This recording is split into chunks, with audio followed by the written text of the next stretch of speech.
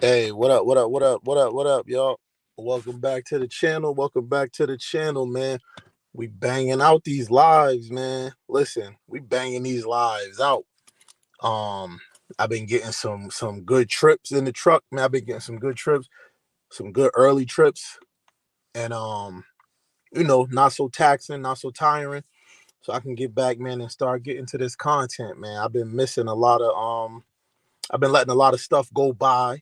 I've been letting a lot of stuff go by, man. But we out here now. We back in the building. Be sure to like, share, drop a comment, and most of all, the most important thing, hit that subscribe button, man. We're about to take the channel to a new level.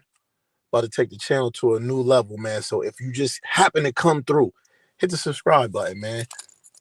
Check some of the videos if you like the content. Grab a channel membership, man. Let's get it. Let's get it, man. We're about to get the algorithm popping. We are about to take the channel to another level, man. So let's do it, man. Let's do it. So I don't know where to start. I don't know where to start. But since this show, this short live, this brief live is gonna be about mainly about the playoffs and the Brooklyn Nets getting embarrassed. We're gonna start it out on a serious note. Um Chopper from Making the Band, from Diddy's old show, Making the Band.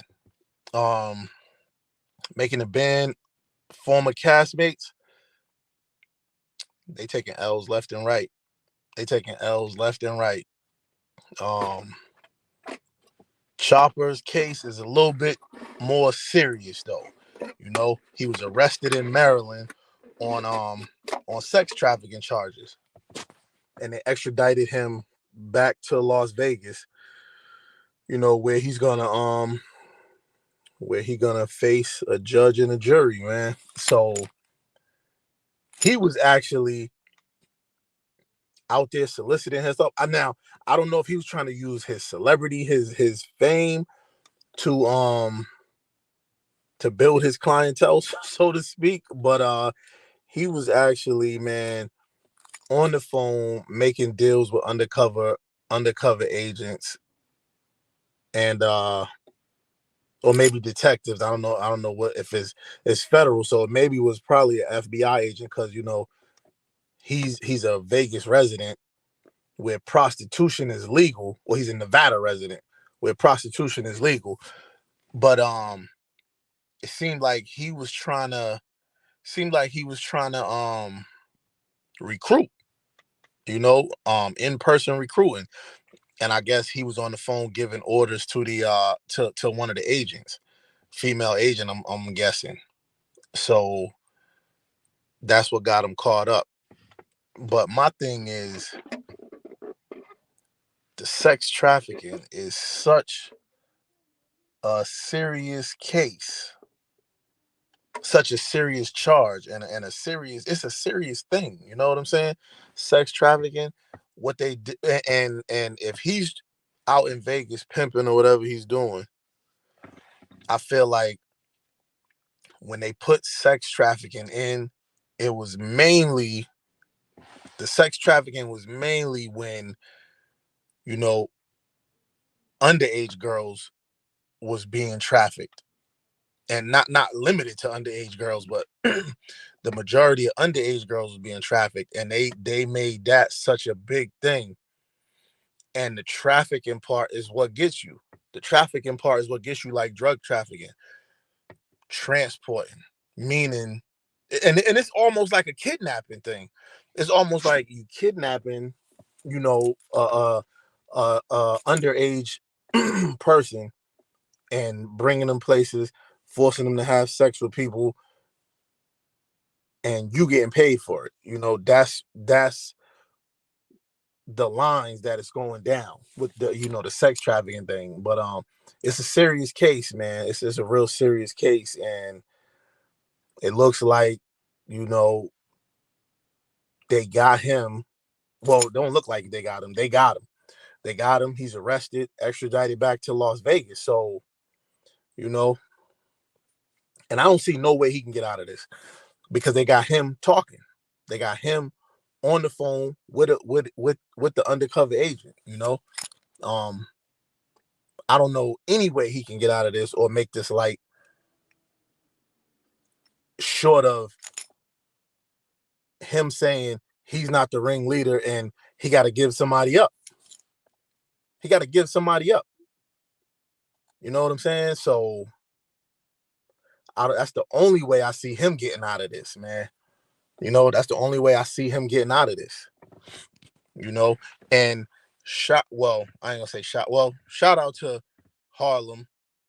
I was out in Harlem this past weekend, and me not even knowing, I was out there Sunday.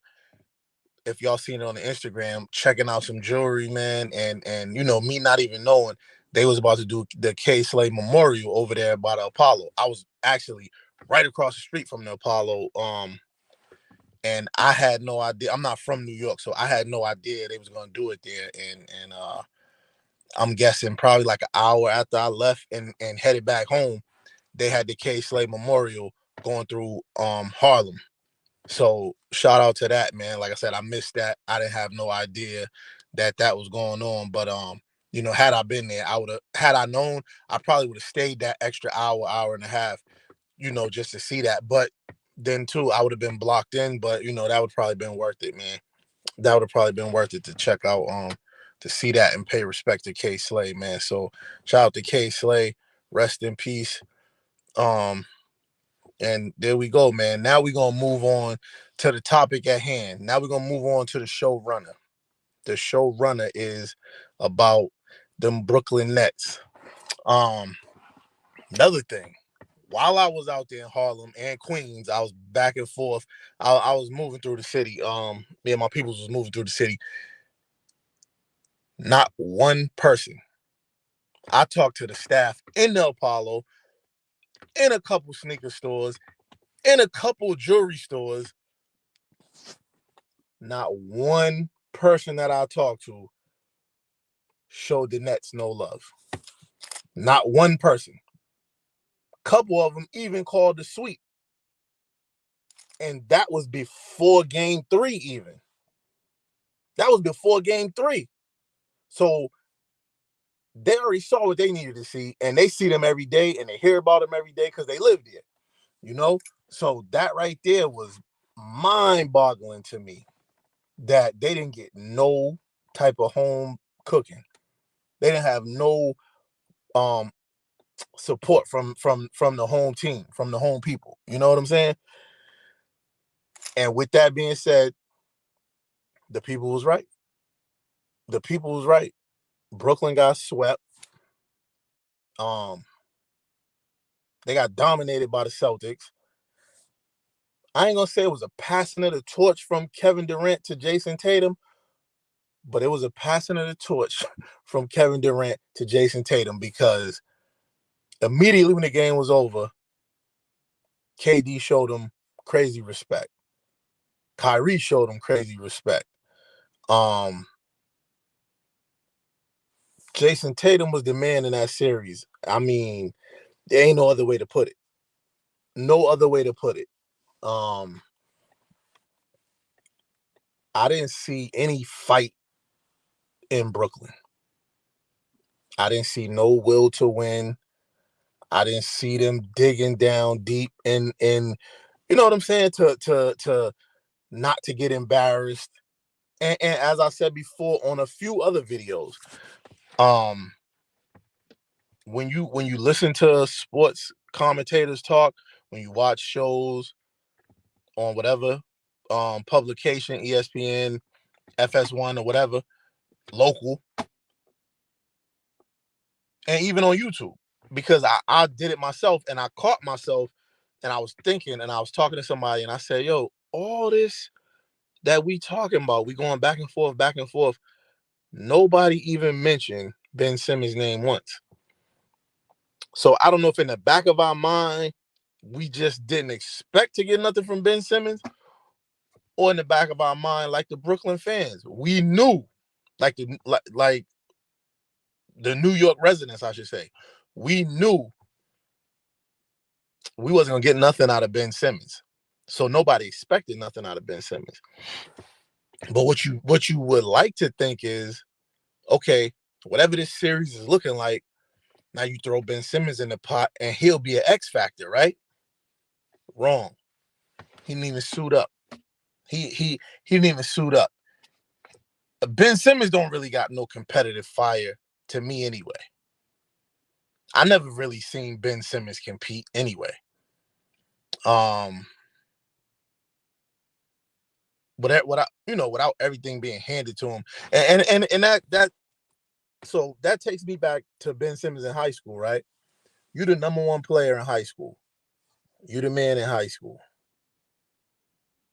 Usually, you see that caliber player choose Duke, choose North Carolina, choose Arizona, somewhere where you're gonna be showcased, but you're gonna be showcased against the best. Meaning, you gotta fight for whatever you get. Meaning, you're gonna play against the best of the best, and you gotta hold your own and dominate the best of the best, right? He didn't do that. He chose LSU. He chose LSU, right? He played like trash at LSU. Played like trash, right? And then they got invited to the NIT and they didn't play. He didn't play. When he was going through whatever he was going through in Philly last year, sources said, you know, uh he he's he's like a baby in a sense where when the going get going, he don't really want nothing to do with it. You know what I'm saying? He's almost like a coward. You know what I'm saying? Um, then you hear the off the court stuff. He tried to holler at Michael Blackson's girl. Michael Blackson is probably the biggest celebrity supporter of the 76ers. You know what I'm saying? Outside of him and Kevin Hart, but Michael Blackson's all for the Sixers. He's all for. He got a nephew that played for the Eagles, something like that. So he's all for Philadelphia sports. That's where he was not born, but that's where he was raised when he came to the States. So Ben Simmons' track record just not good. As a competitor, and I guess you could say as a person. You know what I'm saying? When I heard Michael Blackson, speaking speak up in his defense plenty of occasions. You know what I'm saying? That's how you do Michael Blackson. But, that's neither here nor there. He left his team on stuck in Philly, let his team down at LSU, and now he let his team down in Brooklyn. You know, let his team down in Brooklyn.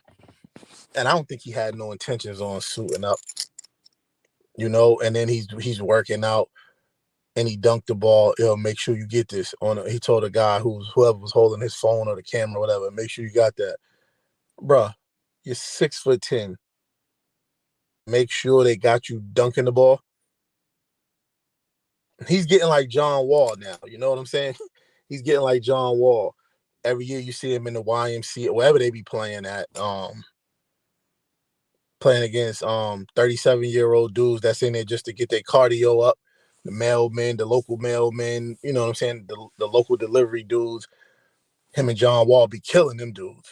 Shooting threes all over them dudes. But then when you get in the NBA and you're looking at another dude that make 30 million like you, another dude that is a highly skilled, uh, a highly trained professional athlete like you, I don't see none of those threes hitting. Ben Simmons don't even attempt them. You know what I'm saying? So it's kind of like, what will the Nets, gain when he's on the court? You know what I'm saying? And that's just going to jump us right into the next segment. How's the Nets going to move forward? What are they going to look like moving forward? Because you got to think about it. Ben Simmons over 30 million.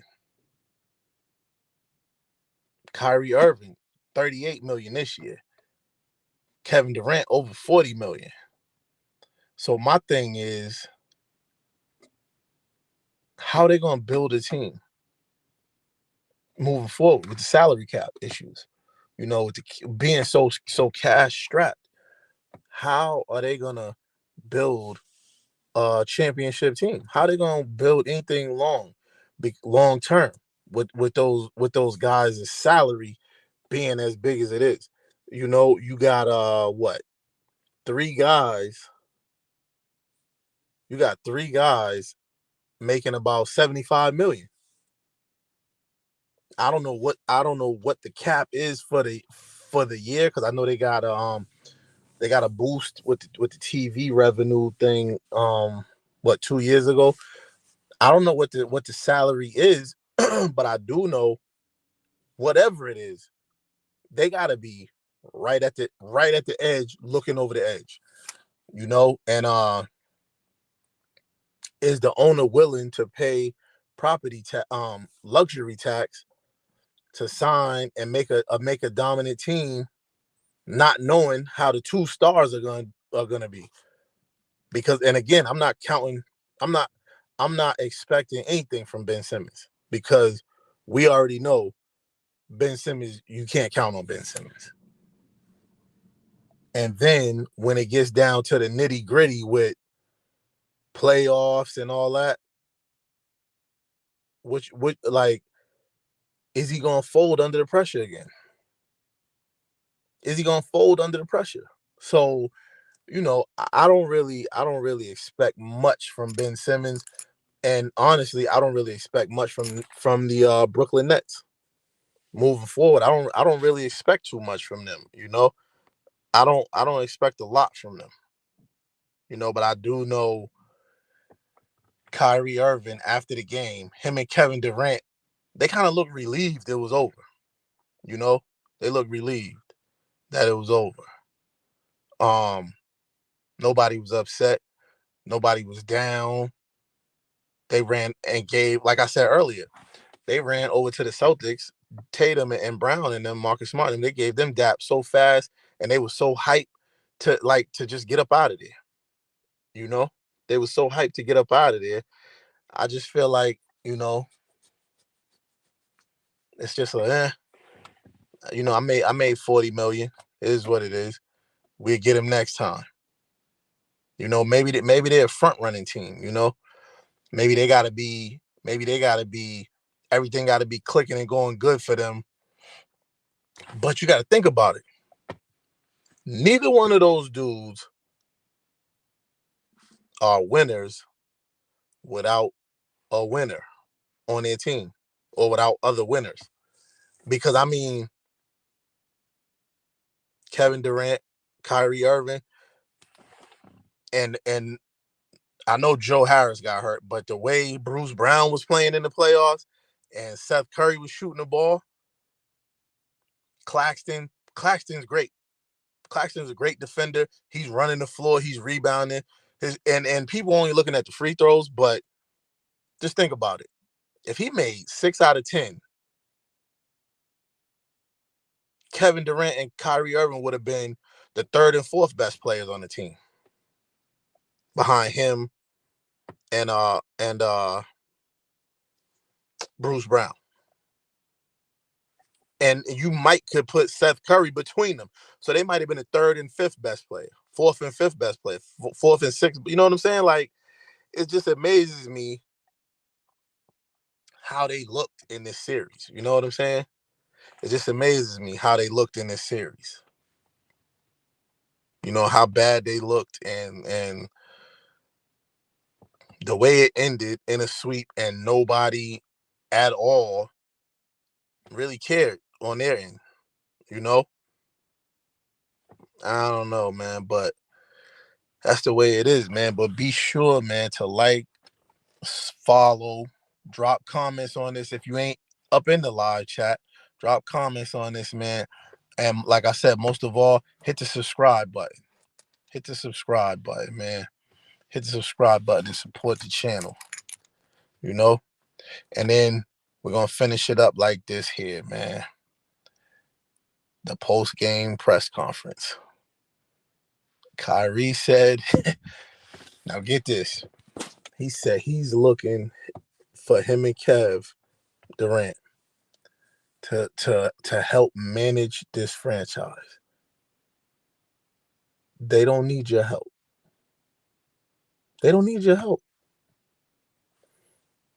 Kevin Durant's input, maybe. What Kyrie don't understand is he's not that person that the front office is gonna look to for advice, on things regarding the future, building. Kyrie Irving don't even play. Out of a possible 247 games that they were supposed to play together, I believe they played 58 games together. That is terrible. And I know they had the COVID and, you know what I'm saying, small injuries and stuff like that. But and then it was just some games where Kyrie just didn't play. He just didn't feel like playing. So, that's the crap. It was just some games where Kyrie Irving just didn't play. He didn't feel like it. You know what I'm saying? So, I mean, he's a problem.